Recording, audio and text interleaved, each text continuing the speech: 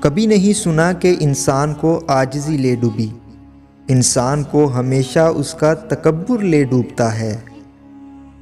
مشکلات ہمیشہ بہترین لوگوں کے حصے میں آتی ہیں، کیونکہ وہ اس کو بہترین طریقے سے انجام دینے کی صلاحیت رکھتے ہیں۔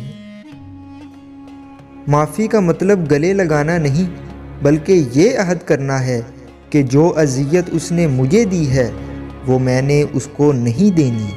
اگر کوئی آپ کا دل دکھائے اور آپ کے اچھا کرنے کے باوجود آپ کے ساتھ برا کرے تو اسے معاف کر دیا کریں۔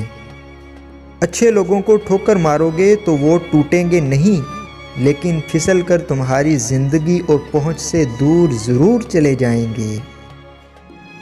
حضرت علی رضی اللہ تعالیٰ عنہ سے کسی نے پوچھا کہ انسان کب برا بنتا ہے؟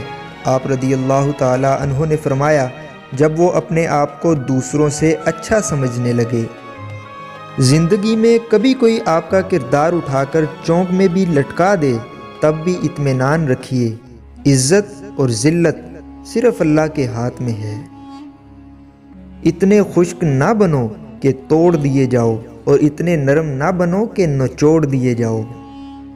اللہ تعالیٰ کبھی کسی انسان کو خسارے میں نہیں رکھتا، وہ ہمیشہ انسان کو وہ چیز عطا فرماتا ہے جو اس کے لیے بہترین ہوتی ہے، مگر ناشکرہ انسان وہ فائدہ دیکھنے سے قاصر رہتا ہے جو اسے دیا گیا ہوتا ہے۔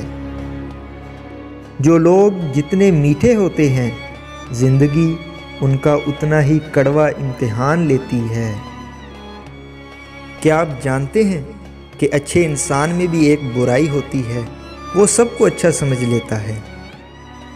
حضرت علی رضی اللہ تعالیٰ عنہ فرماتے ہیں، کوئی کسی سے نہ ڈرے سوائے گناہ کے، اور نہ کوئی کسی سے امید رکھے سوائے اللہ کے۔